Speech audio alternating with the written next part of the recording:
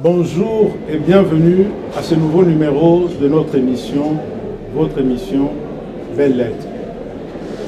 Aujourd'hui, Belles Lettres a changé de décor puisque nous sommes montés à la colline inspirée, c'est-à-dire à l'université de Kinshasa, pour aller à la rencontre d'un grand homme de lettres, un homme de culture, l'un de ceux qui manie avec délectation la langue de Molière. Il s'agit du professeur Bertin Makolo Moussassa. Bonjour professeur. Bonjour monsieur le journaliste. Professeur, comme je l'ai indiqué tout à l'heure, le titre de notre émission c'est Belles Lettres. Qu'est-ce qu'évoque en vous cette expression? Eh bien, j'ai d'abord un devoir dont je voudrais m'acquitter. C'est celui de vous dire merci d'avoir pensé à moi et d'avoir consenti à un effort tout à fait visible pour venir jusqu'à nous, pour monter, escalader cette colline inspirée. Je suis également sensible, c'est la deuxième chose, sensible à deux mots qui m'ont touché, que vous avez utilisés, qui me font un grand honneur, peut-être un honneur que je ne mérite pas. Mais je suis sensible, cela témoigne de la confiance que vous avez en moi. En ce qui concerne la question que vous me posez, Belles Lettres renvoie pour moi à deux ou trois choses. D'abord, la chose la plus simple, Belles Lettres me fait penser à la collection qui a été créée ici dans notre pays dès qu'on a créé le ministère de la Culture et des Arts. Vous savez, dans la Constitution ou la loi fondamentale avant l'indépendance, il me semble que le ministère de la Culture n'était pas prévu. Mais à l'indépendance, cela me paraît curieux, les autorités politiques congolaises avaient songé au ministère de la Culture et des Arts. Et dans le cadre du ministère de la Culture et des Arts, il avait été créé une collection, une cellule Belles Lettres. Alors, à la question que vous me posez, la première réponse est celle-là. Je pense à la collection Belles Lettres qui a contribué énormément à la production d'un certain nombre de textes littéraires, notamment des poèmes. Alors, à la base, à l'origine, je crois qu'il y a un poète qui s'appelait Wita Kenge. Alors, sous son impulsion, il y a des textes importants qui ont été publiés, notamment les Soumaïli Ngaye Loussa. Il y a un journaliste dont les noms m'échappent pour le moment, qui a publié beaucoup de textes poétiques de grande valeur dont on ne parle pas aujourd'hui. Belles Lettres me fait penser aussi à la distinction qu'on cherche chaque fois à faire entre un texte ordinaire et un texte littéraire. Quelle différence y a-t-il entre le texte littéraire et le texte qui peut être considéré comme littéraire et le texte qui n'est pas littéraire? Eh bien, ça pose le problème de la définition même de la littérature. La littérature, au sens large, c'est tout ce qui est écrit. Même en médecine, quand ils parlent, ils discutent des publications de médecine, ils parlent de la littérature médicale la plus récente. En pharmacie, en politique, partout, vous entendez parler de la littérature la plus récente. Mais ce n'est pas de cette littérature qui nous intéresse. La littérature qui nous intéresse, c'est au sens strict. Celle qui réalise le beau. Celle qui est caractérisée par la mise en forme esthétique. C'est ce que j'entends par Belles Lettres. Des textes qui réalisent le beau en s'inscrivant dans un genre précis, la poésie, le roman, le théâtre et même dans un genre mineur, la nouvelle. Professeur, le concept de beauté est tellement collé à la littérature au point qu'on peut penser que la littérature vise plus la beauté que la vérité. Justement, le problème de la littérature n'est pas au premier chef la vérité. Le problème de la littérature au premier chef, c'est de plaire, c'est de toucher, c'est d'émouvoir. La vérité ne peut venir qu'en deuxième lieu. La vérité intéresse l'historien. La vérité peut intéresser directement le sociologue. La vérité peut intéresser peut-être le scientifique dans un premier temps et directement. L'homme des lettres, ce n'est pas la vérité qui l'intéresse en premier temps. Ce qui l'intéresse, c'est d'abord de frapper, c'est de plaire, c'est d'émouvoir. Est-ce qu'un texte littéraire, un texte poétique peut toucher par sa beauté, même si on ne le comprend pas? Eh bien, c'est comme certaines chansons dont nous ne connaissons pas la langue, dont nous ne comprenons pas le contenu, mais devant lesquelles nous sommes émus. Oui, nous pouvons être émus par un texte poétique dont on ne comprend pas le contenu sémantique. C'est drôle. Tout simplement par sa musicalité. Oui. La musicalité peut déjà nous parler, même si la musicalité n'est pas la condition sine qua non de la poésie. Vous savez, on rit parfois en disant « ce texte-ci, c'est un texte du dimanche, c'est de la poésie du dimanche ». La plupart des textes qu'on chante dans les églises sont rimés, et surtout à l'église catholique, sont rimés. Oui. Mais ce ne sont pas des textes poétiques au vrai sens du terme. Mais déjà, il y a une musicalité qui peut attirer notre attention. Et cette musicalité peut nous accrocher, peut nous amener à chercher, à comprendre maintenant le contenu de l'ouvrage. Regardez les textes du côté des chansons. Comment s'appelle ce grand artiste malien qui vient de publier son dernier album? Il est albinos. Salif Keïta. Qui n'est pas ému Oui. ici chez nous devant la musique de cet homme, devant cette voix, si belle voix. On est ému, on ne comprend pas ce qu'il dit, mais on est ému, on cherche à comprendre. Mais la musicalité d'un texte peut nous amener à la compréhension.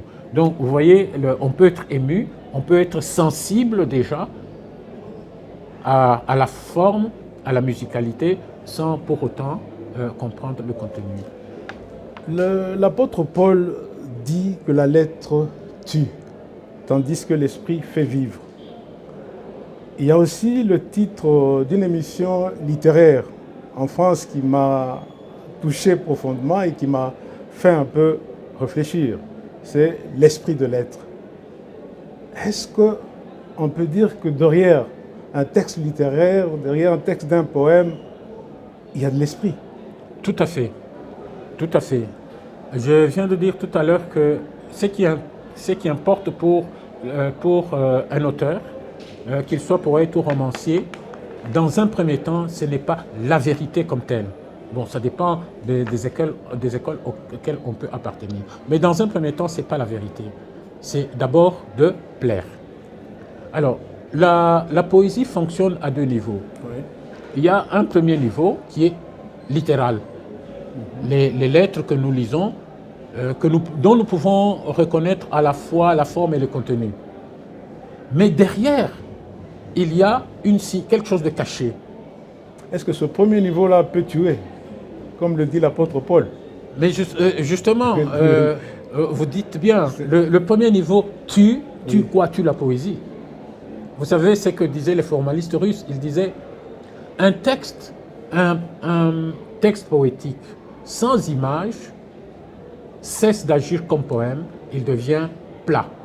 C'est-à-dire, la lettre peut tue la littérarité, tue la signification seconde qui fait la caractéristique de la littérature. Oui.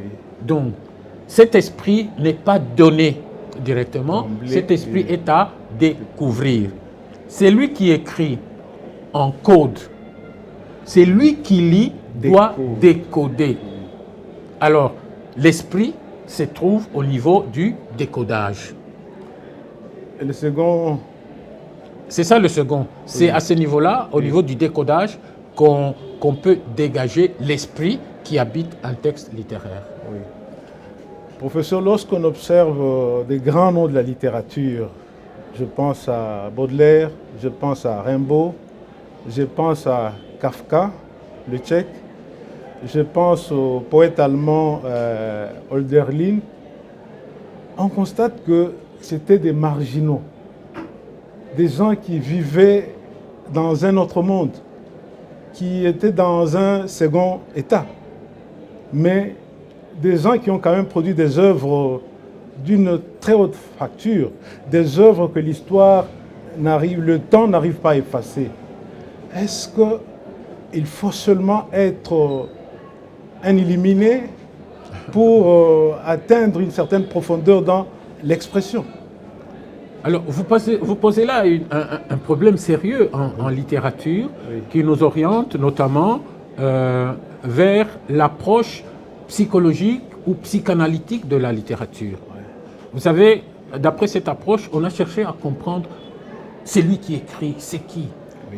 Alors, on a même pensé, et surtout dans cette approche psychologique et psychanalytique, on a pensé que ceux qui écrivent, dans une première approche, sont des possédés.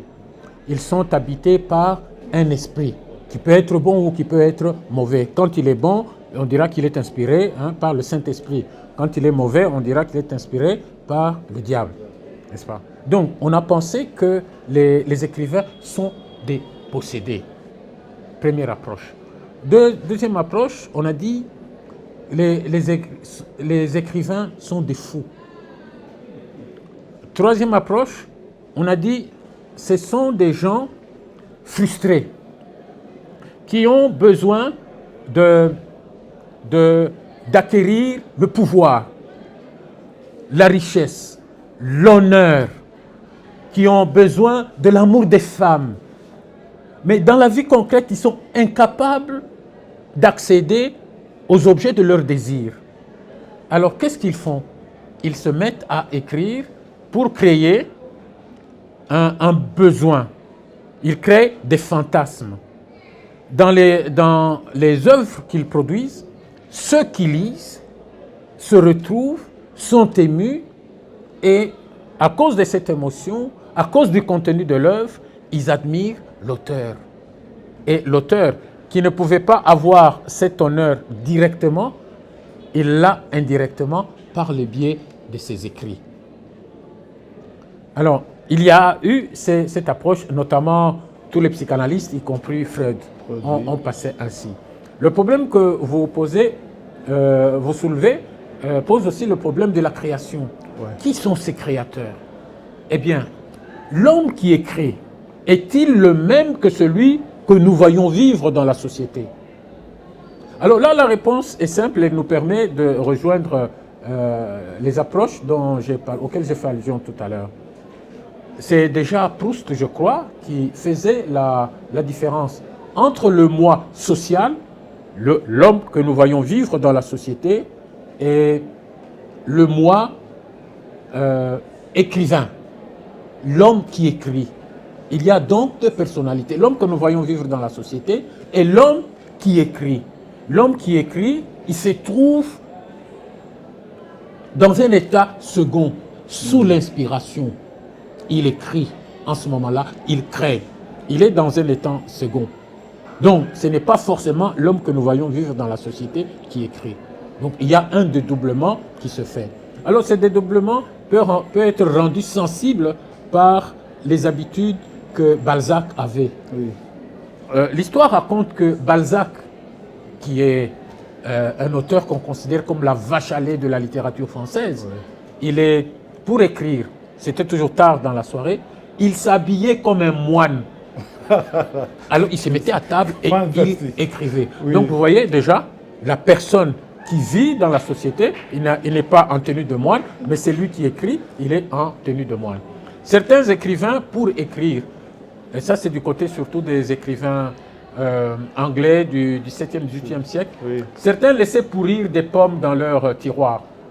Alors les pommes pourrissantes dégageaient des effluves, et ces effluves-là mettaient les écrivains dans un état où ils pouvaient écrire. Alors certains écrivaient ces drogues, ils prennent de l'alcool, ou ils prennent d'autres substances pour être dans un état second, et dans cet état-là, ils se mettent à écrire. Mais ce qui est important en littérature, c'est l'inspiration, le travail, et cet état qu'on appelle état caïrique, c'est-à-dire cet état pratiquement second dans lequel un écrivain travaille. Est-ce qu'en tant qu'écrivain, il vous est déjà arrivé d'expérimenter cet état extatique, cet état second, pour écrire un poème ou un texte? Oui, je crois, parce que après, quand on relit ses propres textes, on s'étonne. On dit, est-ce moi qui ai écrit cela? Une autre fois, ça c'est d'une façon générale, Oui. mais une autre fois, j'assistais, je crois, à un séminaire au Tchad sur le manuel scolaire.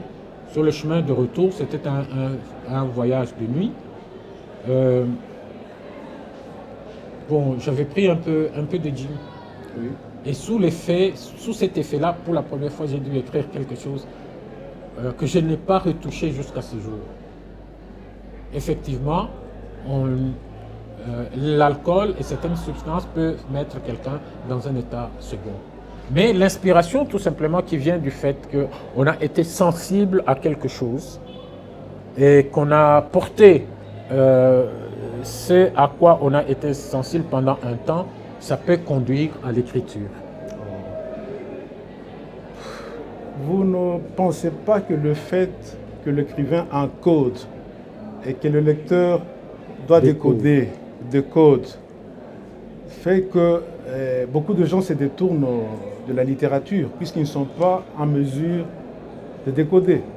Mais justement, la littérature fait partie de la culture. La culture s'acquiert. Il y a toujours un effort à faire. La culture peut s'acquérir par la formation. C'est le cas de la littérature. Oui. Il faut être initié. D'où l'importance de la littérature. Déjà de la lecture à l'école primaire, à l'école secondaire et à l'université. L'initiation se fait comment? Initiation. Par la lecture ou Par autre la, chose? par la lecture, Seulement? justement. La lecture des textes. Oui. Je pense si je me suis intéressé à l'écriture, c'est parce qu'en deuxième et en troisième, j'ai lu des textes qui m'ont plu, qui m'ont saisi. Jusqu'à ce jour, je suis toujours émerveillé devant les lettres de mon moulin, Alphonse Daudet, oui. par exemple, La chèvre de M. Séguin. Ouais. Je peux vous mettre à vous dire l'histoire de La chèvre de M. Séguin ici, mais ça date du CO.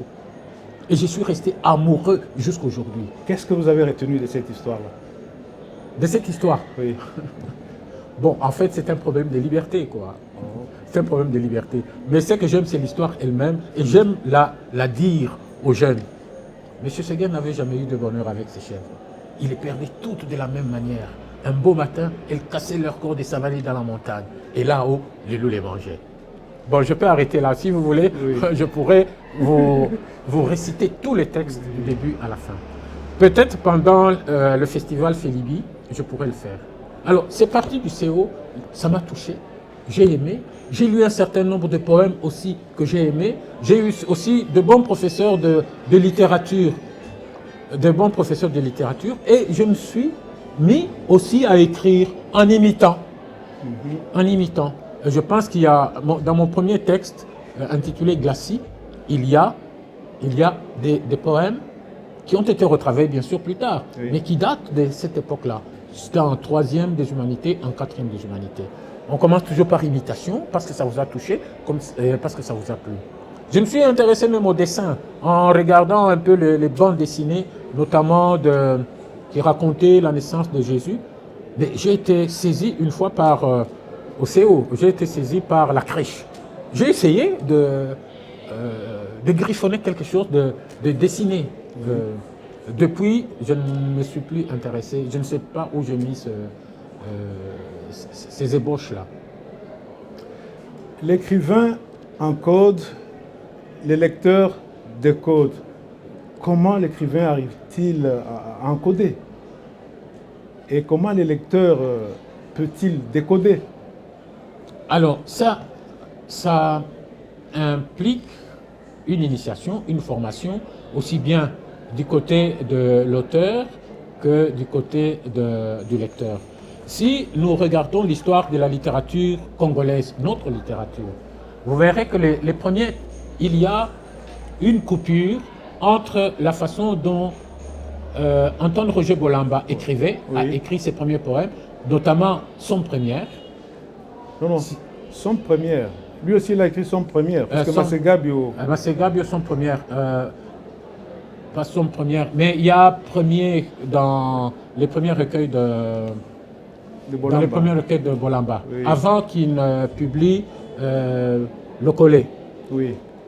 Eh bien, vous sentirez une différence, et en lisant attentivement, en regardant les choses de très près, Bolamba doit avoir lu les auteurs de la négritude. Tout à fait. Et Bolamba a changé d'écriture. Alors, la lecture personnelle est une initiation aussi à l'écriture. Et quand on regarde maintenant l'expérience de l'écriture de Bolamba et l'expérience de l'écriture de jeunes qui sont sortis de la faculté des lettres, donc du département de philologie romane, oui. Les Masségabio, les Soumaïli, le Kadimanzouji, etc., ils écrivent autrement. Ils écrivent, ils encodent à la manière de Baudelaire. Ils encodent à la manière d'un Rimbaud ou d'un Hugo. Oui. C'est lié à l'initiation. De même, ceux qui abordent les textes avec une certaine aisance sont ceux qui ont appris à décoder les textes déjà sur le banc de l'école, sur le banc à l'université. Ils les décodent aussi avec une certaine aisance. Oui. Même si, comme on dit, une œuvre littéraire est ouverte. Elle est susceptible à une multiplicité de lectures. Oui. Quelle place occupe la lecture dans la vie d'un écrivain? Eh bien, une place primordiale. J'ai toujours déploré l'affirmation d'un Sembene Ousmane qui disait que lui ne lit pas. C'était Sembene Ousmane ou je ne sais pas, Zamenga, ils ne lisent pas. Les autres, eux, ils écrivent simplement. Et vous sentez, quand on n'écrit pas, quand on ne lit pas, on ne peut pas s'améliorer soi-même au niveau de l'écriture. Donc, la lecture a une place importante dans l'écriture des autres. Ce qui explique d'ailleurs qu'en lisant certains auteurs, vous retrouvez dans leur écriture les écrits des autres. Okay. Ce qui a donné lieu, qui donne lieu aujourd'hui à une étude, une approche qu'on appelle approche intertextuelle. Quels sont les auteurs classiques qui ont été à l'origine de cet amour, de cette passion que vous avez pour les belles lettres? Ah oui, mais j'ai déjà cité Alphonse Daudet. Seulement lui? Alphonse Daudet, il m'avait touché au point qu'après mon séjour en France, quand je devais quitter la France, des amis m'avaient demandé quel cadeau ils pouvaient m'offrir. Vous savez ce que je leur avais demandé? C'est de me conduire au moulin d'Alphonse Daudet. Et de Bordeaux, nous sommes allés, on a fait plus de 800 km, et je suis arrivé justement devant ce moulin qui a existé et qui a fait l'objet, qui est devenu même le titre un élément du titre de ses écrits, les lettres de mon moulin. Voilà. Il y a Alphonse Daudet, bien sûr. Oui. Il y a d'autres auteurs, Chateaubriand, en troisième déjà, dans l'initiation à la littérature. Il y a des textes de Chateaubriand qui sont magnifiques. Il y a le grand Hugo. Hugo, oui. Ouais. Le monumental Hugo. Voilà, il y a Hugo, il y a les Rimbaud, il y a les Verlaine. Oui. J'ai même dit leurs poèmes. Oui. Il y a Henri de Régnier dont on ne parle pas beaucoup. Oui. Il y a quelques-uns de ses poèmes que j'aime et que je récite jusqu'à ce jour. Henri de Régnier, pour ne citer que le côté français. J'ai laissé aussi un certain nombre d'écrivains du XXe siècle. Mais tout texte me plaît. Mais du côté des écrivains africains, oui. Ou négro-africains, j'ai aimé les textes traduits en français de Langston Hughes, de tous ces jeunes de la négro-renaissance, oui. Langston Hughes, Mackay, Jean Toomer, etc. Les textes traduits en français sont très beaux, très simples et très beaux. Il y a aussi les grands comme Aimé Césaire, l'incontournable. Il y a Léopold Sédar Senghor, dont je suis un grand amoureux. Justement, quand il y a des querelles entre Léopold Sédar Senghor et Cheikh Anta Diop, parce que Cheikh Anta Diop a secoué beaucoup de gens, on le préfère à Senghor, j'aime toujours arbitrer cette querelle. Et Senghor a aussi beaucoup apporté. Il y a Léon Gontran Damas lui-même. Il y a un auteur qui vient de nous quitter il n'y a pas longtemps, Bernard Dadier. Bernard Badie. Ah oui, oui. Oui, oui, sans doute que vous avez, l'Ivoirien, vous avez lu les rondes du jour. Hein. Je vous remercie, mon Dieu, de m'avoir créé noir, Oui. d'avoir fait de moi, n'est-ce pas, la somme de toutes les couleurs. Oui. Voilà, c'est fantastique. Alors, j'ai aimé aussi son théâtre. J'ai joué la plupart des pièces de Bernard Dadier. Entre autres, M. Togonini. Monsieur Togonini, je l'ai porté même sur scène. Ah bon? J'ai été metteur en scène ici de Monsieur Togonini, de Béatrice du Congo, Oui. etc. Et Chikaya ou Ntansi. Outamsi, je l'ai découvert longtemps après. C'est un grand auteur très hermétique que j'ai découvert après. Je sais que mon collègue Masegabio a consacré d'ailleurs une étude à l'œuvre de Chikaya Outamsi. C'est parmi les grands que nous avons en Afrique, effectivement. Et parmi les écrivains congolais, il y en a... Ah, parmi les écrivains congolais, j'aime beaucoup la poésie de Soumaïli Ngayelousa, j'aime la poésie de Moudimbe, j'aime la poésie de Kadimanzouji. Toute cette pléiade, cette période-là m'a intéressé au niveau de l'écriture. Tous ces jeunes qui sortaient de la faculté des lettres écrivaient d'une façon séduisante. Petit à petit, je suis en train de consacrer quelques études aux œuvres des auteurs, des poètes congolais qui m'ont plu. Il y a aussi une œuvre comme celle d'un avocat qui est décédé aujourd'hui, la confession du sergent Vanga, de Biango Kekese. Voilà, il est décédé maintenant. C'est une belle œuvre. Pour pousser ma curiosité un peu plus loin, avez-vous un livre de chevet? J'alterne, hein? J'alterne. Souvent, je lis les poèmes. Je lis Processionnal de Claudel. Je reviens souvent à ce texte. Je lis aussi, bon, j'alterne, hein, ça dépend du moment. C'est surtout les poèmes, des poètes que j'ai comme livre de chevet. Il m'arrive de lire aussi les romans, mais généralement ce sont des romans qu'on me confie. On me demande de les lire pour donner une appréciation. Alors, voilà. Professeur, il y a un poète allemand, Hölderlin, qui a dit, je le cite, « Un poète, l'homme habite sur cette terre ». Est-ce qu'on peut par là dire que le rapport de l'homme avec la terre est un rapport poétique? Ça dépend de quel côté on se situe. Oui. Le rapport du poète avec la terre peut être un rapport tout à fait poétique. La terre peut être la source d'inspiration, justement, du poète. Comme les astres ont été les sources d'inspiration du poète. Vous vous rappellerez lorsque Neil Armstrong a foulé le sol lunaire. Évidemment, vous connaissez la phrase qu'il avait, qui a laissé même sur la Lune. Oui. Un petit pas. Un petit pas. Mais un pas de géant. Pour l'homme, oui. Un pas de géant pour l'humanité. L'humanité, oui.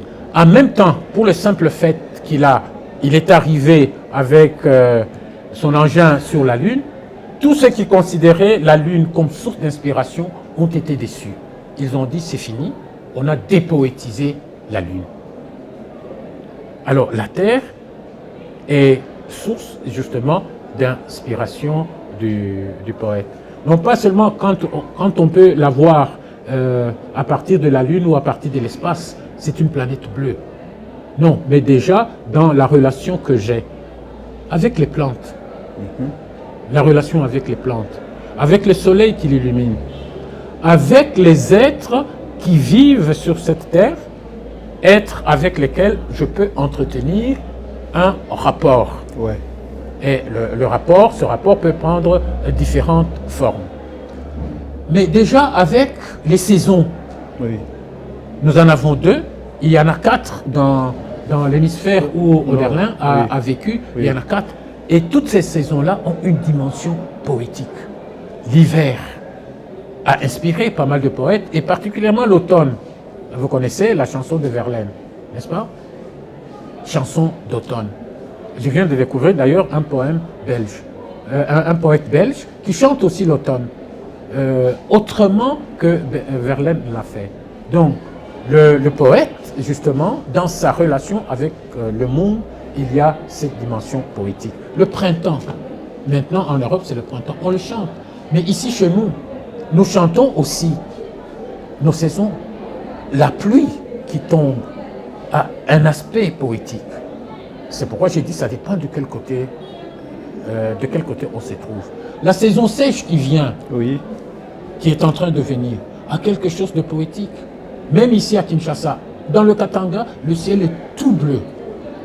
Alors d'un bleu séduisant, d'un bleu qui vous parle. De même, ici à Kinshasa, vous verrez que pendant la saison sèche, très souvent c'est un peu grisâtre, mais quelquefois le ciel est tout à fait bleu. Alors, à partir de la Terre même, on peut entretenir des relations avec tout l'espace, avec tout l'univers. Oui. Mais c'est déjà les étoiles quand on peut les contempler la nuit, à partir de la Terre. D'ailleurs, même tous les autres astres lumineux, on dit que ce sont des étoiles, même si aujourd'hui, on sait faire la différence entre ce qui est étoile et ce qui n'est pas étoile. Les planètes sont visibles. Il y a au moins 5 planètes qui sont visibles à partir de la Terre.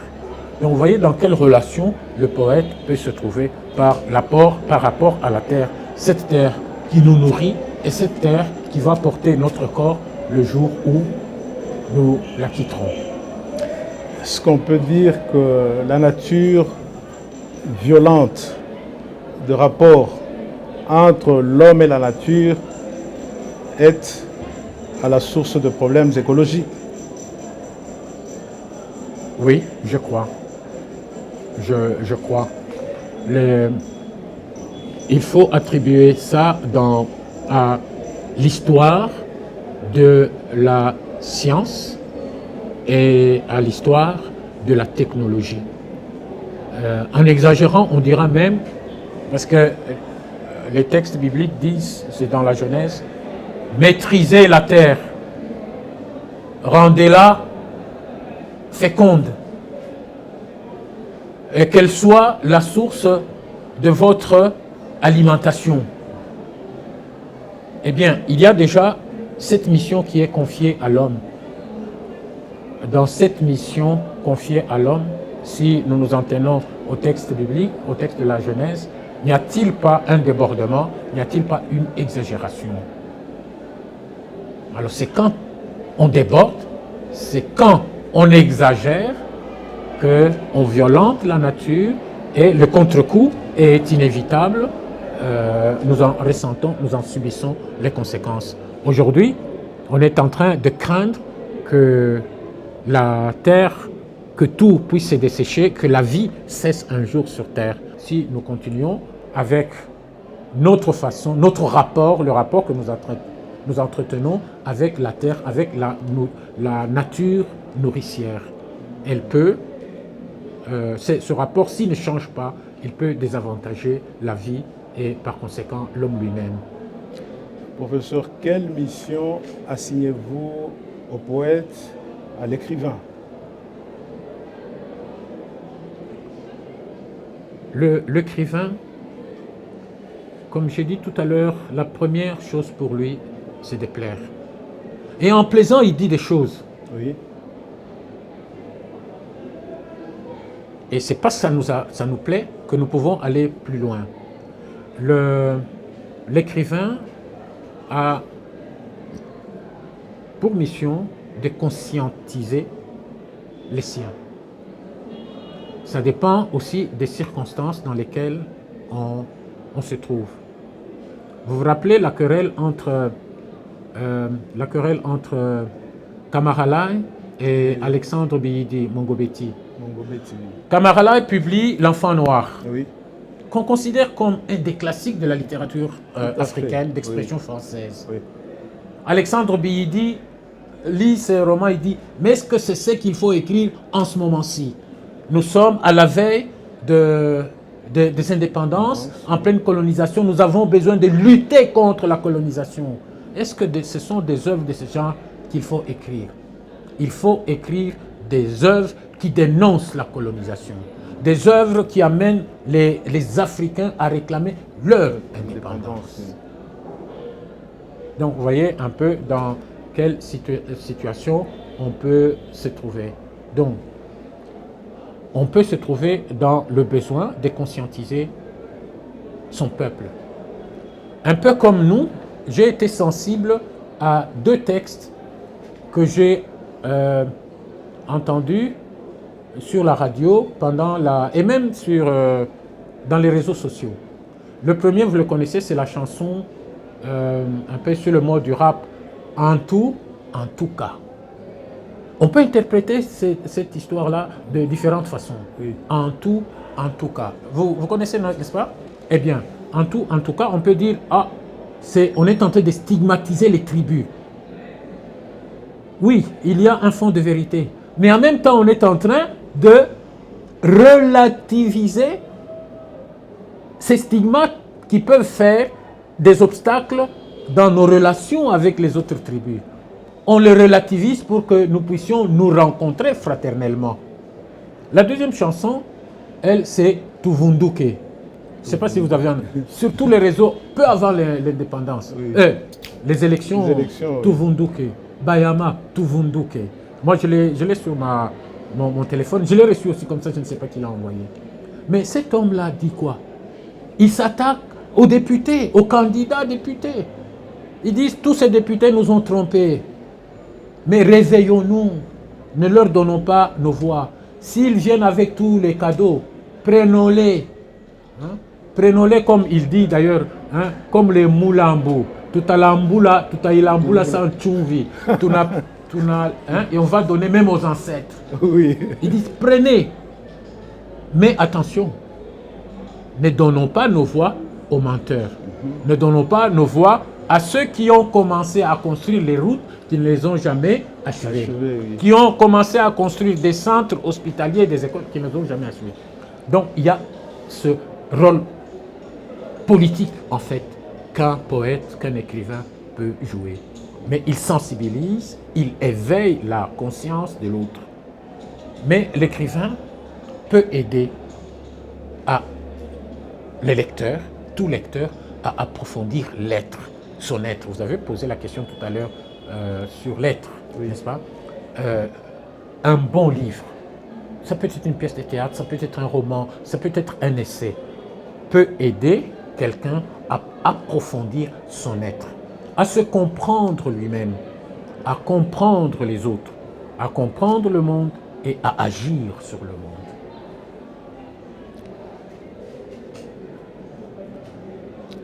Professeur, vous êtes co-auteur d'un recueil de poèmes paru en 2000 aux éditions L'Arc-en-Ciel. Oui. Le mot d'amour pour Galatée. Oui, le mot d'amour pour Galatée, c'est juste. Quelles sont les thématiques que vous exploitez dans ce recueil? Eh bien, c'est essentiellement l'amour. Et le mot d'amour pour Galatée, en fait, l'histoire, c'est que c'est un collègue qui est décédé aujourd'hui, oui. Qui s'appelle Alex Chimanga Membu, oui. Qui était professeur de psychologie, poète aussi. Oui. Il avait déjà 2 recueils que j'avais découverts quand j'étais étudiant. Vin d'ombre et puis Fleurs de cuivre. Oui. Alors un jour, il me dit, mais Bertin, est-ce que tu n'as pas quelques poèmes qui traînent dans ton tiroir, que nous pouvons mettre ensemble pour faire un recueil? J'ai dit, effectivement, j'ai quelques poèmes d'amour qui me sont venus comme ça, qui traînent dans les tiroirs.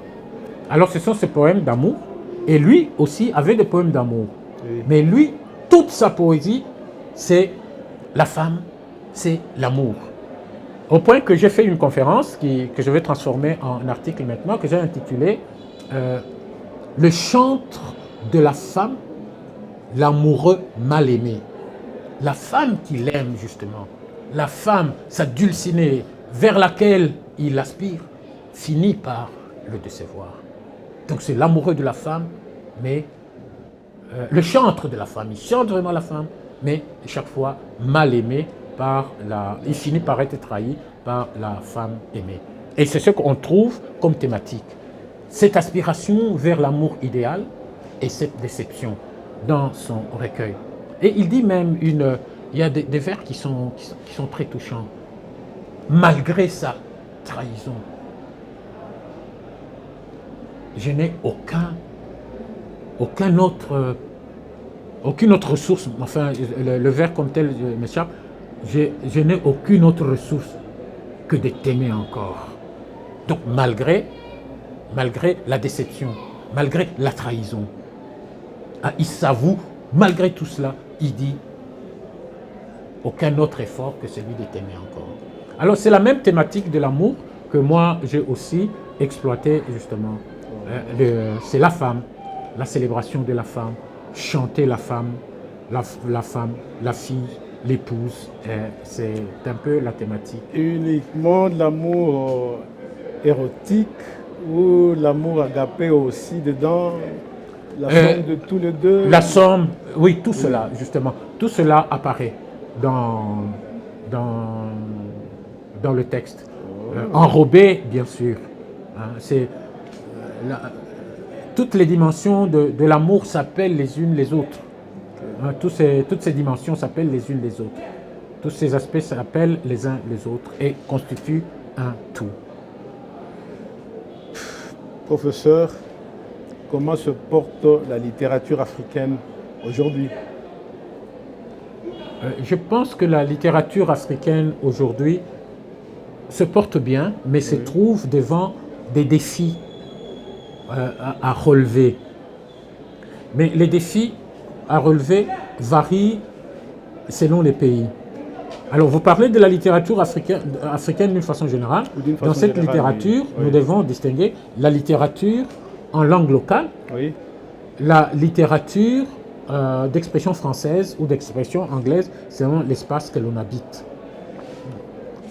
Alors, les défis majeurs qui sont communs et à la littérature en langue locale et à la littérature d'expression étrangère, ces défis sont de l'ordre de soutien à la création, de soutien à l'édition, de soutien à la diffusion.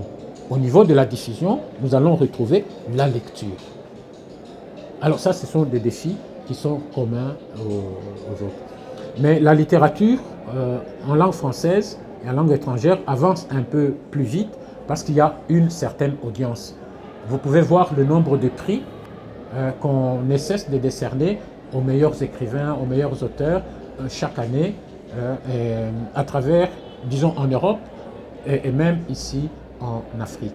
Mais la littérature se porterait encore mieux si nos pays se dotent d'une politique nationale du livre. Qu'est-ce que vous entendez par politique nationale du livre? Eh bien, la politique nationale du livre, mais c'est un peu ce qui entre dans la définition globale de la culture, n'est-ce pas? C'est le soutien à la création, à l'élan créateur, pour reprendre le mot qui revient dans la définition donnée par l'UNESCO, à l'élan créateur. Il y a énormément de manuscrits ici chez nous. Alors ces manuscrits méritent d'être lus, sélectionnés et publiés. Même cette sélection exigerait qu'on encourage ceux qui liraient. Ensuite, il faut éditer. L'édition implique des moyens. Oui, tout à fait. Alors, il faut que le gouvernement songe à cet aspect.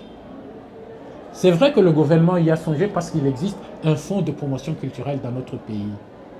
Mais ce fonds, comment est-il utilisé pour soutenir la culture d'une façon générale et la littérature d'une façon particulière?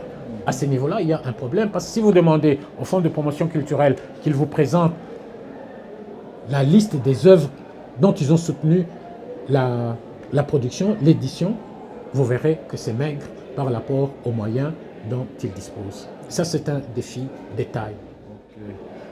Professeur, qu'est-ce qui explique de nos jours le peu d'engouement des gens pour les belles lettres et le fait que beaucoup de jeunes gens qui terminent leurs études secondaires se détournent un peu de cette voie-là pour emprunter d'autres? Eh bien, c'est une question fondamentale. Elle trouve son origine d'abord dans l'initiation, comme je l'ai dit. Qui enseigne les belles lettres aujourd'hui? Alors, si vous faites des enquêtes, nous prenons seulement la ville de Kinshasa, vous verrez que la plupart des personnes qui enseignent les belles lettres n'ont pas été formées pour enseigner les belles lettres. Si nous allons ici à Kinshasa, presque tous ceux qui enseignent les belles lettres ont fait le droit. Ils ont fait les sciences sociales, etc. Donc c'est devenu, puisqu'ils n'ont pas trouvé de place ailleurs, ils se retrouvent dans l'enseignement. Et c'est eux qui enseignent les belles lettres. Ils enseignent ces belles lettres de la première année jusqu'en 6e. Alors que de la première année à la 3e ou les 2 premières années, c'est quelqu'un qui a le diplôme de gradué. À partir de la 3e jusqu'au-delà, c'est quelqu'un qui a le diplôme de licencié et en plus, qui a une agrégation pour enseigner les belles lettres. Alors ça manque énormément aujourd'hui. Ça explique un certain nombre de difficultés que nous rencontrons. La deuxième, ce qui fait que les livres, ça ne signifie absolument rien. Je vous donne une anecdote. Il n'y a pas longtemps, il n'y a pas 2 mois, je voulais sortir des cartons de livres que vous voyez ici. Je demandais à un étudiant de droit, 3e graduat, de m'aider à les transporter. Il a accepté bien volontiers. Il a transporté, j'ai déposé dans la voiture. Quand il est revenu, je lui ai offert un livre. Il est en droit. Oui. Je lui ai offert un livre de droit, le droit congolais de la musique. Mais je l'ai vu trembler. Il dit non, moi je n'aime pas les livres. Je n'aime pas les livres. Je ne suis pas à l'aise avec 3e graduat en droit.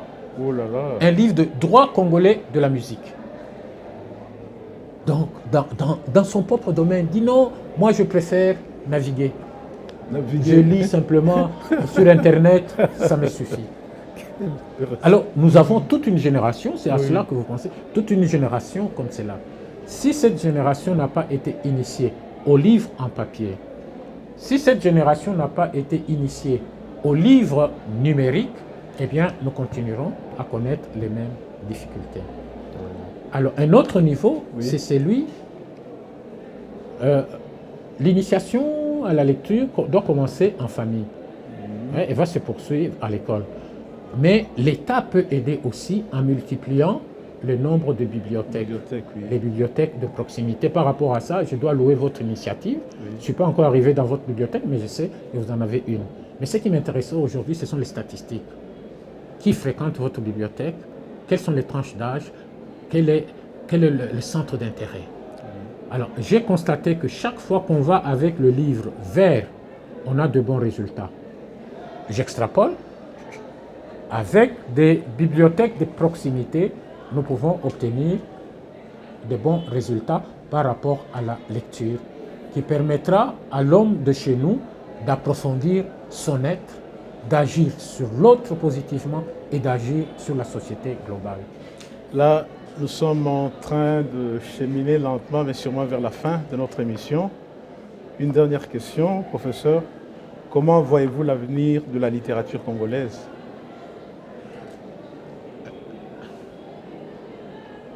Je suis optimiste. En considérant simplement le nombre de manuscrits qui existent, le nombre de personnes qui écrivent malgré tout, je suis optimiste. Et tous les genres sont abordés. La poésie, le roman, le théâtre. Mais notre littérature a besoin d'être boostée. Ne peut être boostée efficacement que dans le cadre plus général de la politique culturelle. Dans le cadre plus général, parce qu'il y a déjà quelque chose du côté du Fonds de promotion culturelle, d'une surveillance dans l'utilisation, dans l'affectation des moyens dont dispose ce fonds pour la promotion de la culture en général et de la littérature, de la promotion de la littérature en particulier. Là, alors, il y a là aussi un problème important. Il faut que notre bibliothèque nationale publie la bibliographie nationale d'une façon régulière. Sinon, ce sont des générations actuelles et des générations futures qui seront pas frustrées, qui n'auront pas accès à l'intelligence des Congolais. Notre bibliothèque nationale doit pouvoir recueillir, dans le cadre du dépôt légal, tous les écrits des Congolais de la diaspora. Ce n'est pas fait. Je pense que c'est le dernier mot. Là, nous voici vraiment arrivés à la fin de notre entretien d'aujourd'hui avec le professeur Bertin Makolo Moussassoa. Nous vous disons merci. Merci au professeur et merci à tous et à toutes pour nous avoir suivis. À la prochaine.